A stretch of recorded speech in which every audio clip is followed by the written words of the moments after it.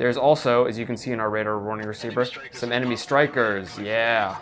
We can't let them fire on our supply depots. Take them out now. One of them. Okay.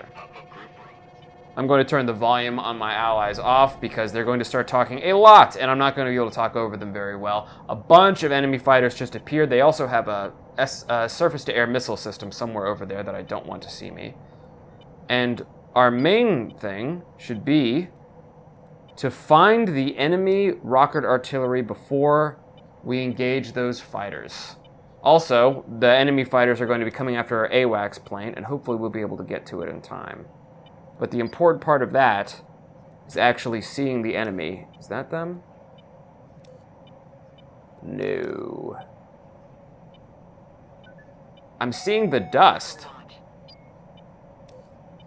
from them, I'm pretty sure. Oh boy. If I can just bait them into launching a missile and use that to find their location, that will be a very easy way to identify them.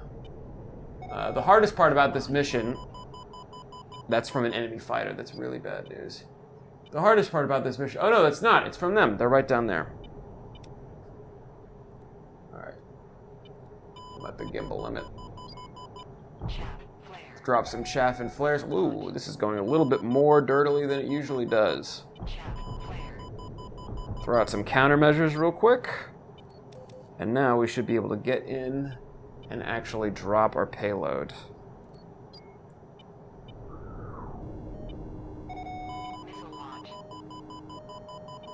Oh, we were too close. Okay, I'm gonna need to redo this. Son of a bitch.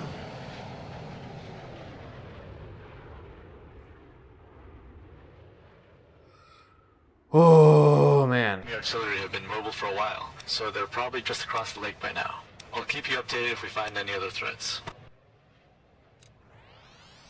Hey, what's up? This is Reality Remake. Welcome to VTOL VR. I'm currently doing the startup procedure for my FA-26, which is one of the many fantastic aircraft you can fly in this game. Absolutely love this game. Out of all flight sims, VR or otherwise, that I've tried, this is the one that I keep coming back to because it just gives it all to you.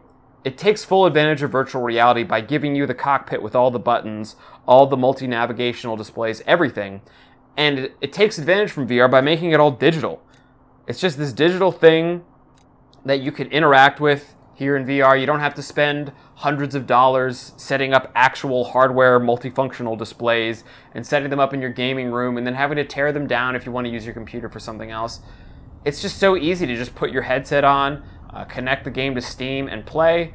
And if you want to set this game up yourself, maybe after seeing this video, I'm going to link an article down in the description from my website, realityremake.com, that sort of inspired this YouTube channel, and that will run you through how to set it up. But anyway, today we have a mission, and that mission is to destroy some rocket artillery that are going to attack the airbase that we are taking off from. This is Operation Desert Cobra, and this is the first mission of that operation, or rather the campaign that you get by default when you purchase the game for the FA-26, but there are all sorts of fantastic single-player and multiplayer missions and campaigns that people have made using the mission editor that comes with this game as well, and they're all over the Steam Workshop. I have, honestly, as much as I've played this game, have not been able to get nearly through all the ones that I've wanted to play, and this is just a VR flight sim that just keeps me coming back whenever I'm in the mood for a little flying. It's so fun to use these modern aircraft and modern munitions. Like, oh my god, I just love this game so much. You get to do some absolutely insane stuff.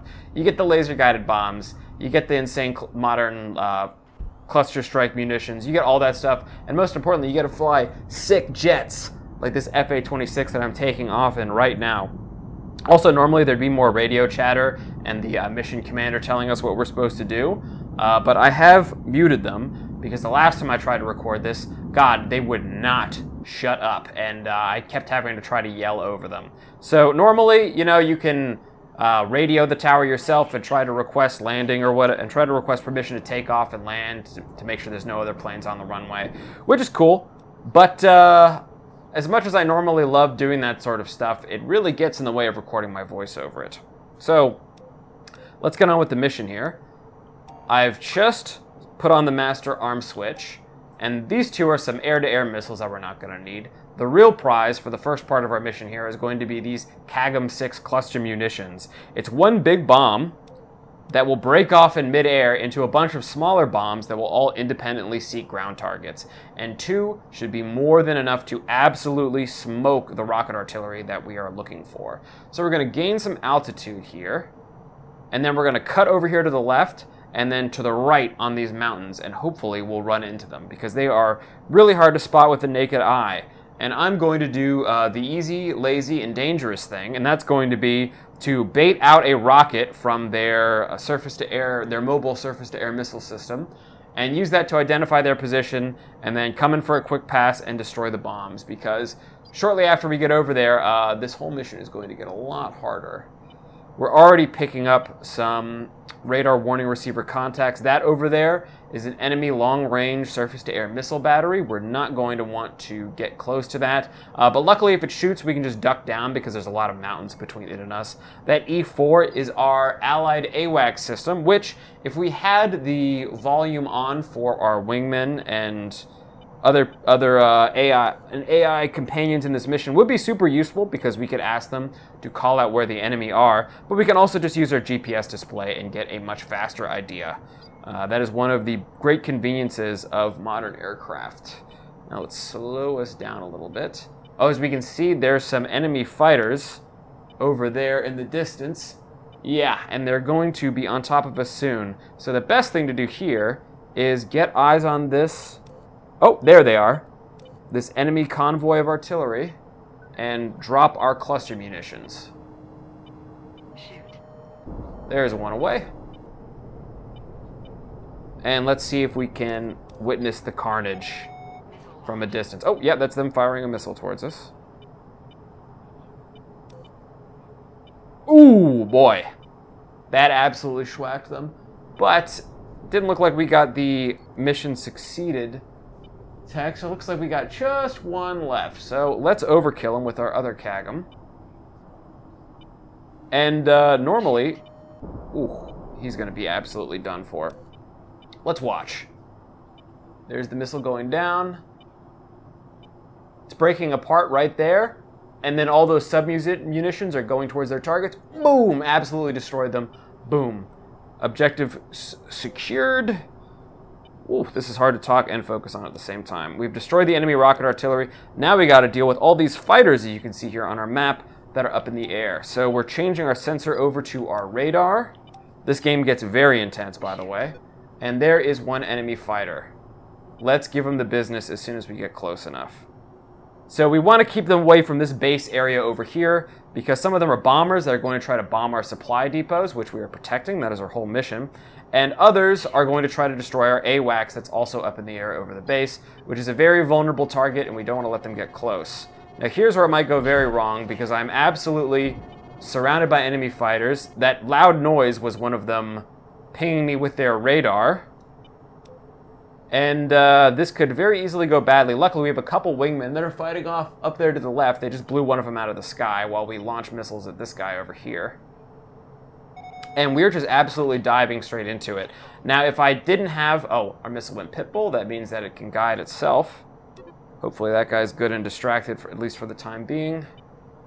Oh, there's another one way off in the distance. It looks like just this guy is our current problem. So let's give him another missile. Yeah, geez, there's a lot going on. Normally our wingmen would be doing all sorts of call-outs, saying they're evading missiles, saying they're firing missiles, but I have them muted right now. And, ooh, nice. Currently we're using missiles that rely on radar to attack, to lock on and track enemies. And I'm using my navigation display down here to get a rough idea of where they are. And then, oh, I'm coming up behind this one. And then lock onto them with my radar and get a missile off. But this guy, oh no, he's getting very close to the base.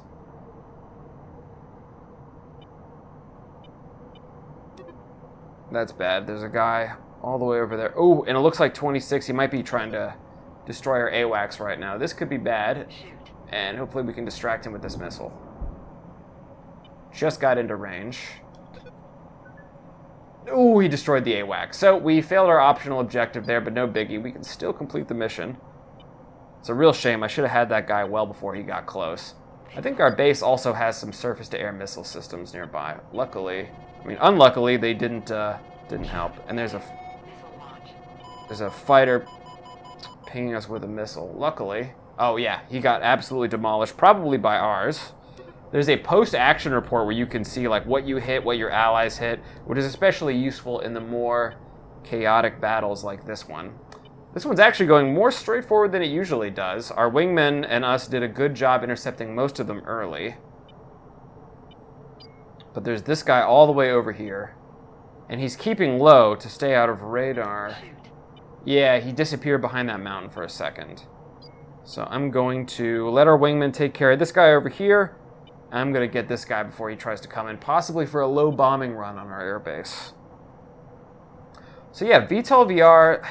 This game, it just does not get old. There's a bunch of different aircraft to fly. This is personally my favorite FA-26. It's just the most straightforward jet engine aircraft that is sort of an amalgamation of several real-life jet engine aircraft. And if you just want to fly a plane and you don't want to deal with all that vertical takeoff and landing VTOL nonsense, you don't want to fly a helicopter, and you don't want to fly a training jet, then this is the one, man. It's very great. It's got an excellent thrust-to-weight ratio. You can mount an absolute ton of different ordnance on it.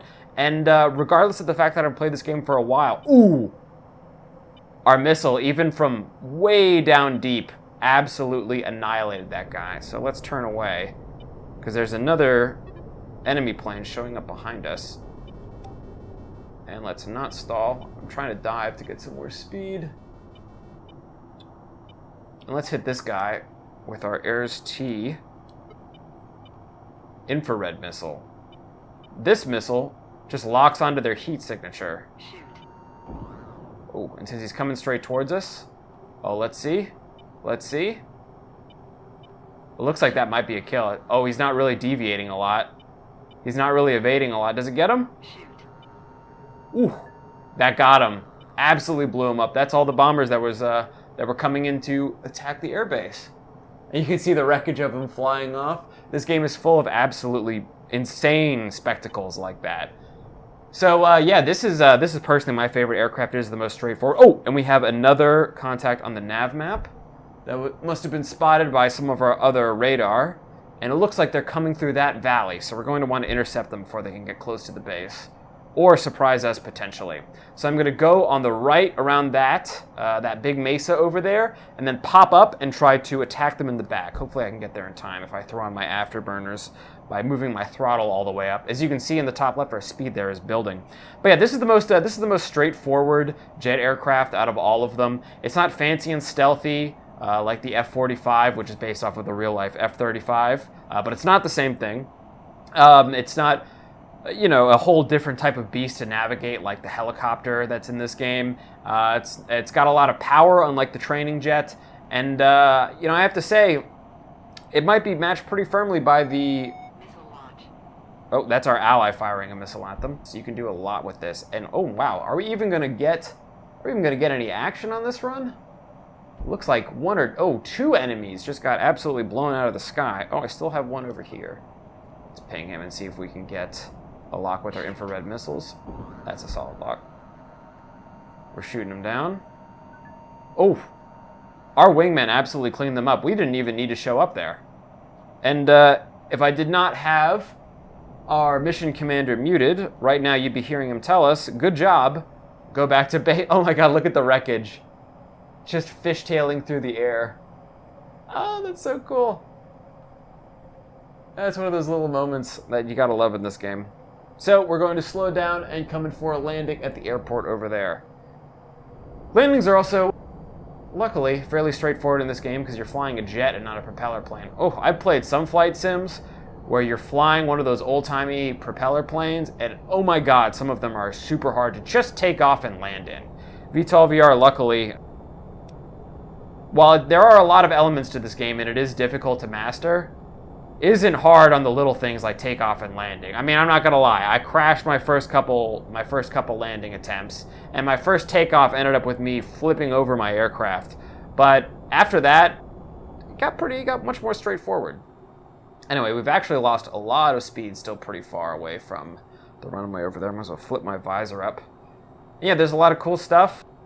Man, a lot of different weapons to try out, a lot of different aircraft to try out, ton of different missions. This is honestly one of the more straightforward and also kind of shorter ones.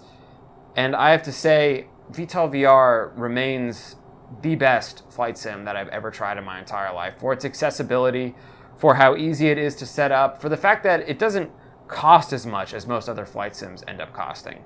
The cost of a Quest 2 headset alone is going to be slightly more than the cost of buying a joystick and a throttle, which I would consider to be the minimum of getting into most flight sims. And that's even if you don't have a head tracking setup. And hey, with VR, head tracking comes built in. All right, let's go in for landing here. Normally, if we wanted to be really fancy, we would talk to the tower using the voice chat and request permission to land to make sure there are no other aircraft on the runway. But since it's just a single player mission and we're probably going to be the first ones going in for that, for the landing, we should be good just doing this. All right, let's line up with the runway. We're losing more and more speed.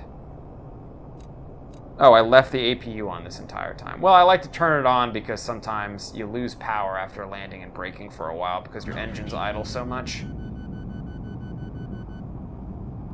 Normally, you would not want to leave your APU on for your entire flight. I think we might have actually, I think that guy was just following us, actually. He might have been going in for a landing and broke off because we did. Anyway, that's the first FA-26 mission of VTOL VR, Operation Desert Cobra. Absolutely love this game. If you want to try a flight sim, especially if you want to try a VR flight sim, cannot recommend any game more than VTOL VR.